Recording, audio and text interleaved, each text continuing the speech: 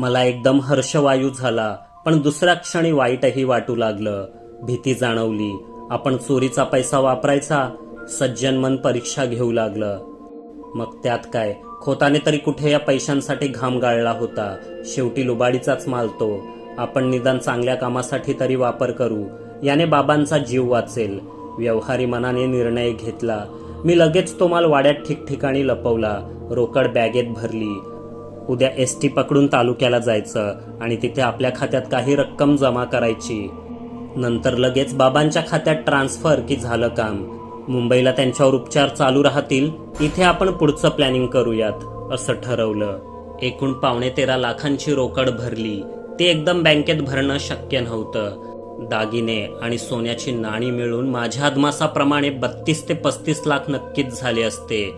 म्हणजे खोताला जवळपास 50 लाखांचा फटका बसला होता आणि मला लॉटरी लागली. परंतु दागिने थेट विकण्याचा प्रयत्न करणं धोक्याचं होतं.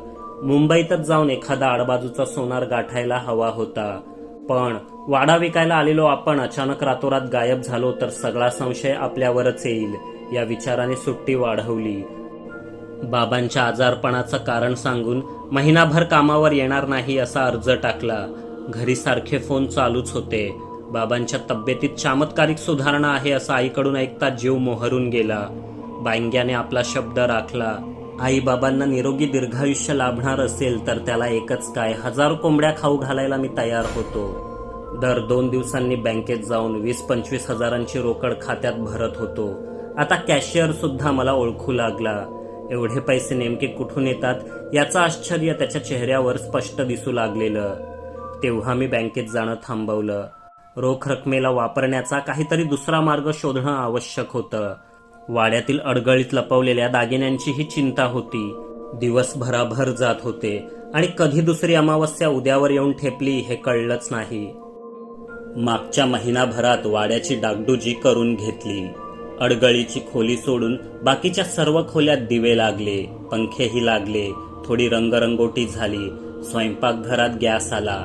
चहा आणि थोडंफार जेवण घरीच बनवता येईल अशी तजवीज केली. कमिशनच्या आमिषाने रोज हेलपाटे घालणाऱ्या एजंटला बाबांनी वाडा विकण्यास सक्त नकार दिलाय असं सांगून वाटेला लावलं.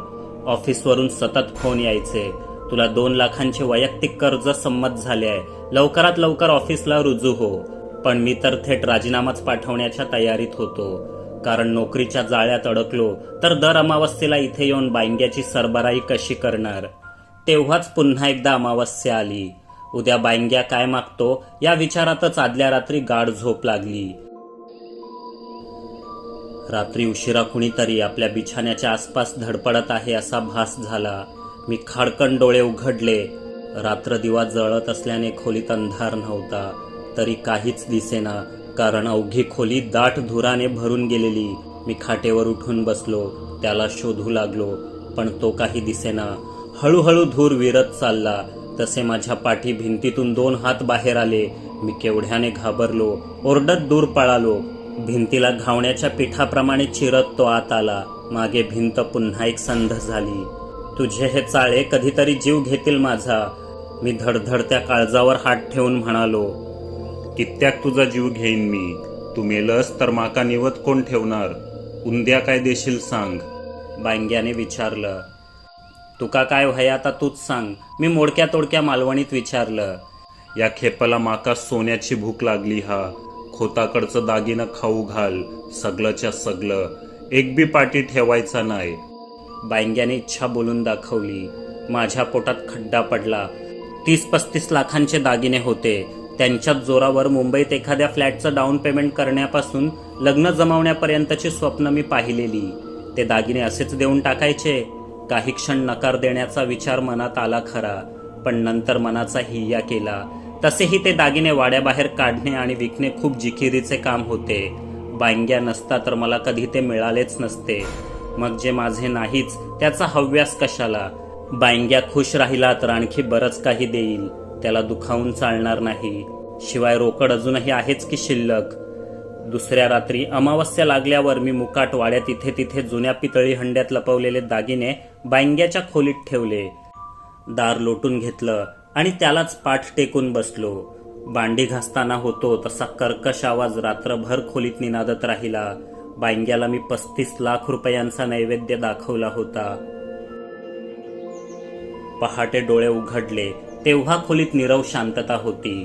दार उघडून पाहिलं, ना बांग्या होता ना दागिने. रिकामे हंडे मी पुन्हा जागच्या जागी नेऊन ठेवले. अंघोळ करून चहापानाला बसलो. पहिलं ग्लुकोजचं बिस्किट चहात बुडवतो न बुडवतो तोच दारावर एजंट हजर. माझ्या कपाळाला आठ्या पडल्या. तुम्हाला किती वेळा सांगू, बाबांनी वाडा विकायचा नाही असं बजावलंय म्हणून. ठीक आहे, नका ऐकू, पर जमीन तर विकत घ्याल की नाही? चांगला सौदा आलाय चालून. नदीच्या वरल्या अंगाला सावंताची 5 एकर जमीन आहे. त्यांचं कुणी राहत नाही आता गावात. तवा स्वस्तात काढायची म्हणतात. फक्त 8 लाखाला, पण चेक वगैरे नको म्हणतात. सगळी रोकड पाहिजे. एवढी रोकड माझ्याकडे असती तर मीच घेतला असता ता सोन्याचा तुकडा. बघा तुम्हाला जमत असेल तर. असं बोलून एजंट निघून गेला. मी बराच वेळ विचार केला. वाड्यात अजूनही 9-10 लाखांची रोकड पडून होती. जमीन विकत घेतली तर ती कामी येईल. आईबाबांनाही आनंद होईल. पुढे मागे जमिनीत काय करायचं ते बघू. मी त्याच संध्याकाळी एजंटला फोन लावला आणि जमीन पाहण्यास तयार आहे असं म्हटलं. जमीन छानच होती. एकाएकी मला शेतकरी बनावंसं वाटू लागलं. तसंही काय ठेवलंय शहरातल्या धक्काबुक्कीत. रोज ट्रेनमधून चिरडत ऑफिसला जाणं आणि झोपण्यापुरतं घरी येणं, हे कसलं जगणं. 7-12 कोकणात कधीच सापडणार नाही इतका स्वच्छ होता. बाकीची कागदपत्रही बरोबर होती. मग उशीर कशाला. मी सौदा पटवला. मालक राजी खुशी रोकड घ्यायला तयार होता. कागदपत्रांना काही पैसे लागले. मी सौदा पटवला. मालक राजी खुशी रोकड घ्यायला तयार होता. कागदपत्रांना काही पैसे लागले. पैशाची चणचण नसेल तर सगळी कामे कशी सुरळीत पार पडतात, कुठेच काही अडत नाही, हा अनुभव माझ्यासाठी नवीन होता. जमीन नावावर होताच आईबाबांना फोन लावला. 2 दिवसांसाठी मुंबईत येतोय. सगळं आवरून गावालाच स्थायिक होऊ. बस झाली आता मुंबई. तेही कंटाळलेलेच होते. उतारवयात प्रत्येकाला आपल्या जन्मभूमीची ओढ लागते. तसं त्यांनाही कोकण खुणावत होतंच. अरे पण तुझ्या नोकरीचं काय? आईने काळजीने विचारलं. माझ्या डोक्यात आहे काहीतरी, नंतर सांगेन असं बोलून वेळ टाळली. भाड्याचंच घर होतं मुंबईत. सोडायला फार वेळ लागला नाही. 2 ट्रक सामान आणि आम्ही 3 पुन्हा आमच्या वडलोपार्जित वाड्यात पोचलो. मागच्या 1.5 महिन्यात मी घर राहण्यालायक बनवलं होतं. फक्त अडगळीच्या खोलीला मोठं कुलूप लावून ठेवलं आणि त्याची किल्ली कायम माझ्या खिशात ठेवायचो. 2 दिवसांनी आईबाबांना जमीन दाखवली. त्यांचं काळीत सुपा एवढं झालं. पण पैसे रे कुठनं आणलेस? बाबांनी विचारलं. कर्ज घेतलंय, थोडं थोडं फेडू, मी खोटंच सांगितलं. इतके वर्ष बंद पडलेला आमचा पडकावाडा पुन्हा हसू खेळू लागला. आईच्या हातच्या सुग्रास जेवणाचा गंध, बाबांच्या आरतीचे स्वर नांदू लागले. हळूहळू भरभराट होत होती. पण वाडीतील इतरांची मात्र 7:30 सुरू झालेली. खोताकडे चोरी झाल्यापासून तो पार खंगला. नायकांच्या रघुला साप डसला आणि तो गेला. परबांची बैल शेतात चरत असताना अवकाळी पाऊस आला आणि वीज कोसळली. बागायतकरांची सून पळाली. तसा पोरगा दारूमागे लागला. किंवा पोरगा दारूमागे वाया गेला म्हणून सून पळाली असंही असेल. थोडक्यात आम्ही सोडून कुणाचंच धड चाललं नव्हतं. मी आता 30शीत होतो आणि जन्माला आल्यापासून 4-7.5 पाहिल्या होत्या. आता कुठे दिवस बरे आले होते. 3री अमावस्या येण्यापूर्वीच मला एक विचित्र स्वप्न पडलं. नवीन घेतलेल्या जमिनीत टमाटी लाव असं बांग्या मला सुचवत होता. मी हा विचार दुसऱ्या दिवशी बाबांना बोलून दाखवला. अर्थात बांग्याचा उल्लेख न करता. अरे कोकणात कोण टमाट्याची शेती करतो? तेही 5 एकरात. 20 रुपये किलोने मिळणारी भाजी लावून काय उपयोग होणार? बाबांनी व्यावहारिक सल्ला दिला. तो योग्य होता. पण बांग्याची सूचना कशी टाळणार? शेवटी बाबांच्या, भावकीच्या, गाववाल्यांच्या सगळ्या हरकती धुडकावून मी 5 एकरात टोमॅटो रुजवले. थोडीच रोख हातात शिल्लक होती.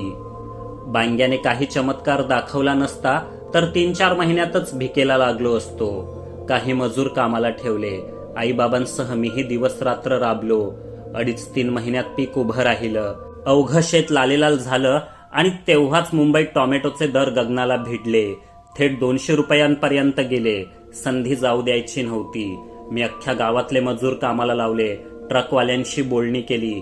माझा एक मावस भाऊ वाशीच्या बाजारपेठेतच कारकून होता. त्याने पुढची सोय केली. आमच्या बंपर पिकाला बंपर दाम मिळालं. सगळे खर्च जाऊन 83 लाखांचा घसघशीत नफा उरला. पुन्हा एकदा बाईंग्या पावला. मागच्या 2-3 अमावस्यांना त्याने फार काही खास असं मागितलं नव्हतं. कधी बकरा तर कधी उंची दारूच्या बाटल्या. येत्या अमावस्येला त्याने सोन्याचा मुकुट मागितला असता तर तोही द्यायला मी तयार होतो.